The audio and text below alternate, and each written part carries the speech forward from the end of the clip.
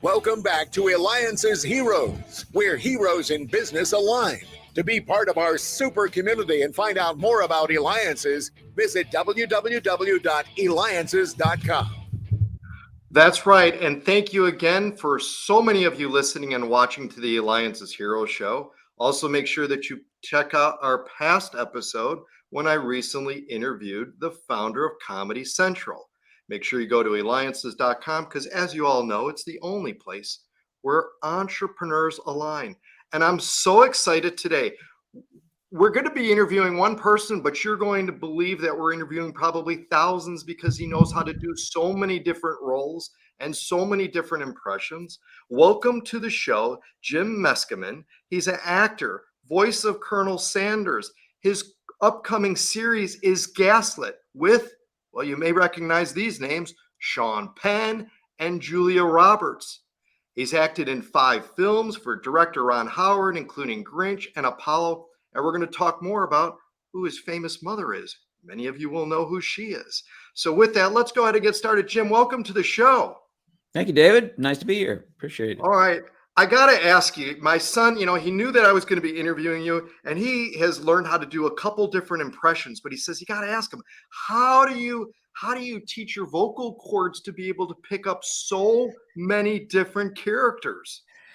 Oh, that's really nice. Yeah. Well, I play around. It's sort of like a musical instrument to me. So I'm like a guy who messes around trying to strum different chords on a guitar and I've spent a significant part of my life trying to match other people's vocal things. I've sort of trained my ear as well so that I can, hear a little better and pick things out. And so that when I'm doing George W. Bush, I know the recipe, how to make it sound that way. Or if I'm doing Ian McKellen, someone like that, then I realize that it's a thick stew of age and accent and viewpoint and all these things. And Colin Firth, someone like that. It's got a slightly different timbre. And Matthew McConaughey, for example, is another one that we're all used to this kind of laid back cadence, So it's just a lot of practice and a lot of playing around. I'm just in awe, but they say that when we talk, we don't hear the way other people hear us. So, right. Maybe can you just share a couple secrets of how you've been able to develop this amazing skill? Well, that's very true. I mean, most people don't like the way they talk. If you ask them, they go, "Oh no, my voice is not good." If you ask them, do you sing well? Unless they're real singers, they say, "Oh, my voice is terrible." And that's because, early on when we heard ourselves, our recorded voice, it was a big upset usually for most people, because when you hear your own voice through the chamber of your body, it's always warmer and rounder and nicer, and it's mellow, and it's like listening to music through the best possible speakers. Then you hear your recorded voice, and suddenly it sounds weedy and brittle, and you're like, oh no, that can't be me. So I think most people get kind of disappointed in their voice and decide, well, my voice is just not that good. And they don't ever really take the time to get used to it. And you can get used to it by recording your voice and listening to it over and over again. And people who are in broadcasting or people who have been on the radio, they get exposed to their voice a lot. And after a while, you kind of make your peace with it. You go, well, that's what I sound like to other people. It's not how I sound to me, but it's not that bad. You know what? You're right. I was actually in the car the other day listening to the interview, and I'm like, this is a really interesting interview. I found it was actually me. I didn't even recognize my voice on the airwaves of, very odd in that. So, and again, you could reach Jim by going to Jimpressions on YouTube. So go to YouTube, look up Jimpressions. You'll see a gazillion impressions, incredibly well that he's done in that. In fact, what does your mom think of this? And who is your mom? Well, my mom is a actress, Marion Ross, who's famous for portraying Mrs. C on Happy Days all those years ago. And she's retired now, but she's an absolute treasure. She's 93, be 94 in October, and a real inspiration to me and to our whole family. And what does she think about it? What does she think about impressions or acting or voice acting? Just what you've gotten into and how you've been able to pick all this up. I mean, were you doing this as a young child? I was, and really she started me off. So I think she's in favor of it because she's also very good at accents and a good natural mimic. So we used to kind of play that way, actually, in our family. We would imitate people that we liked and people we heard, people we saw on television to make each other laugh and just for the fun of it, you know. So I think she's definitely made her peace with it. In fact, too, you could hear her interview that I did with her because she's been on the Alliances Hero Show by going to Eliances.com. That's Eliances to check out past episodes because you're listening, watching me, David Kogan, host of the Alliances Hero Show, along here with Jim Meskimen. And he can be reached by going to YouTube and typing in Jim Impressions. You ever call your mom or your buddies like with another, with one of your impressions? Yes, I do when I know that it won't create chaos or confusion. I have in the past. I used to do it religiously when I lived in New York City, I would call my mom occasionally, and my sister at that time was working as an assistant for her. And my sister has now gone way beyond being an assistant to anybody. She's an Emmy award-winning writer, producer. But at the time, she was working for mom. So whenever I called out of the blue, I would try to fool my sister because that's the kind of relationship we have. And so I would just say, "Is Marion there? This is Clem, and we met in Kansas City last year." I would make up something on the spot and try to fool Ellen. And then one day I had to stop because somebody called Marion and claiming to be a Swedish sea captain that she had met on a cruise. And my sister would not believe that it was. And it actually was a Swedish sea captain. And she wouldn't put her through to mom. So I've pulled back at that point. Oh my gosh, so interesting. And you've been in so many movies. Let's talk about the latest movie that you're in. Talk to us about really what can you tell us a little bit more about what it's about, what your role is in the movie? It's actually a limited series. It's called Gaslit, and it releases on April 24th and on the Stars Network. And it's about the Watergate period. It's chiefly about Martha Mitchell, who was the wife of Attorney General John Mitchell, and who was a very interesting personality of the time. And Julia Roberts is not just the star, but also the executive producer of this series. And I think she got really interested in this character, and rightly so. She's a very significant person in the Watergate, the whole craziness leading up to that. So it's a very cool series. Sean Penn plays John Mitchell, her husband. I've not seen any full episodes, but the trailer looks really good, and I enjoyed reading the scripts. And I performed with both of those fine actors. So I worked with Sean and I worked with Julia, and I think it'll be very eye-opening and informative, and above all, entertaining. I don't know how I don't know how true it is. I can't vouch for the overall truth of it, but it is certainly dramatic and interesting and well directed by Matt Ross, who I really like working with him. And how was it like working with both those stars?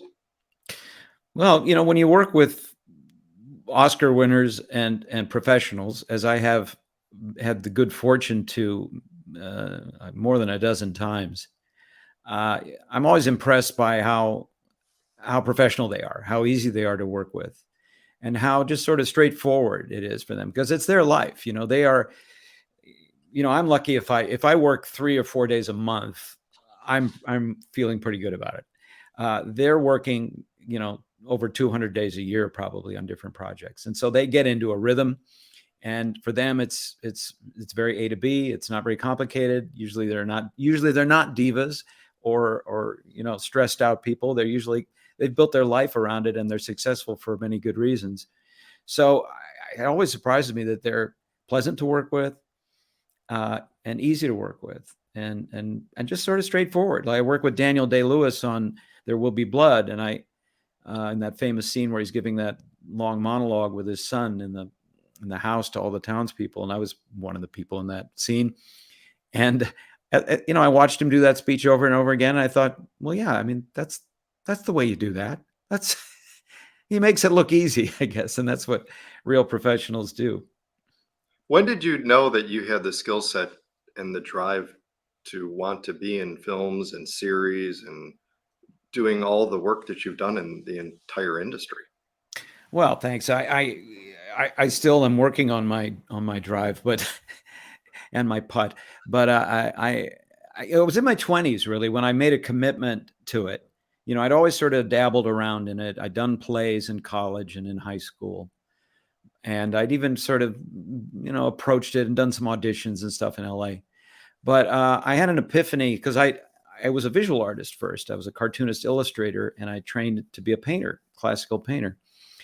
And I had an epiphany one time in Madrid in about 1983 when I realized, painting is great and I love it, and it's a wonderful profession. It's a very lonely way to live, and I wanted to live and work in a more social kind of environment. So I realized, it excites me to work with actors. It excites me to work with directors and to put scenes up. It makes my heart pound when I meet a big celebrity and someone who's a professional and exciting. And so I decided to move to New York from Madrid, where I'd been living, and get into theater and film and TV, and that's what I did.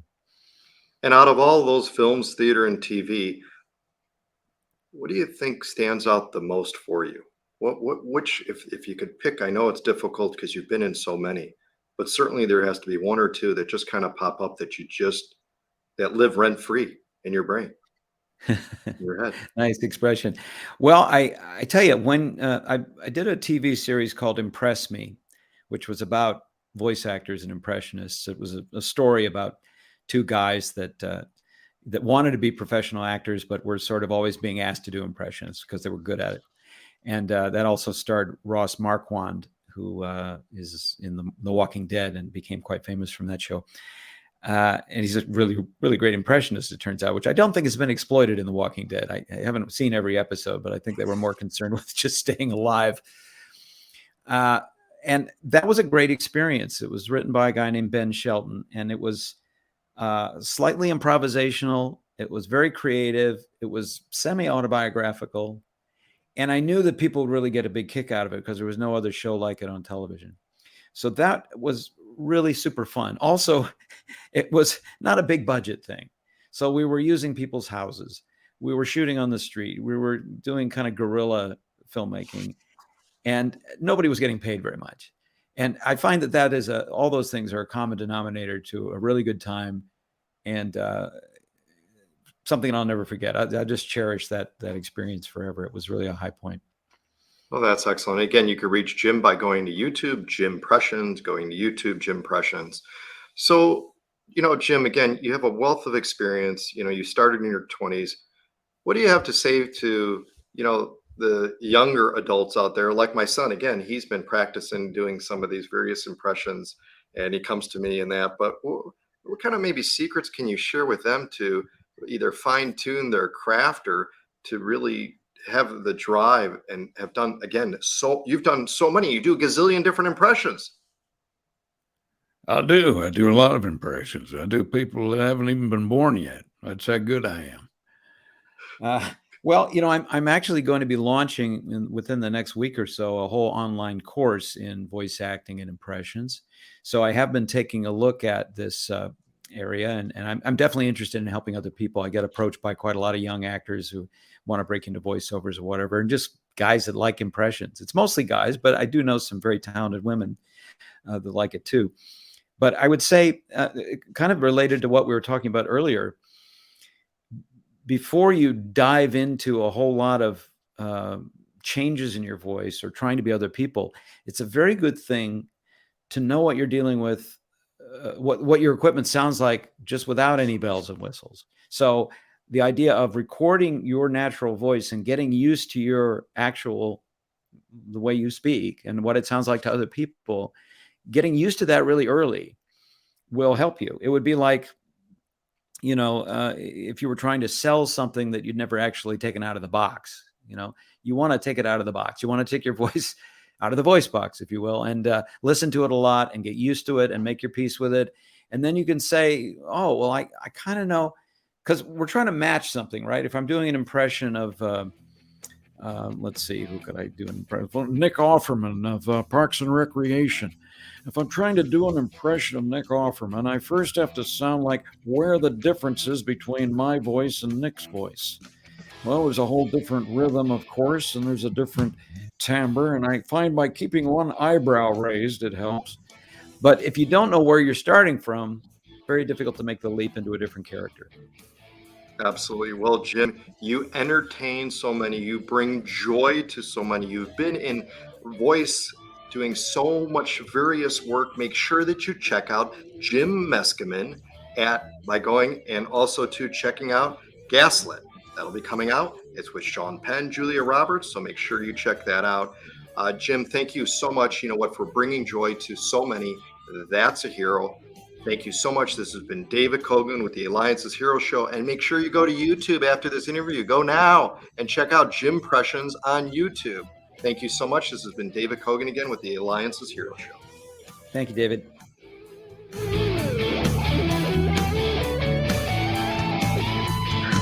I love it.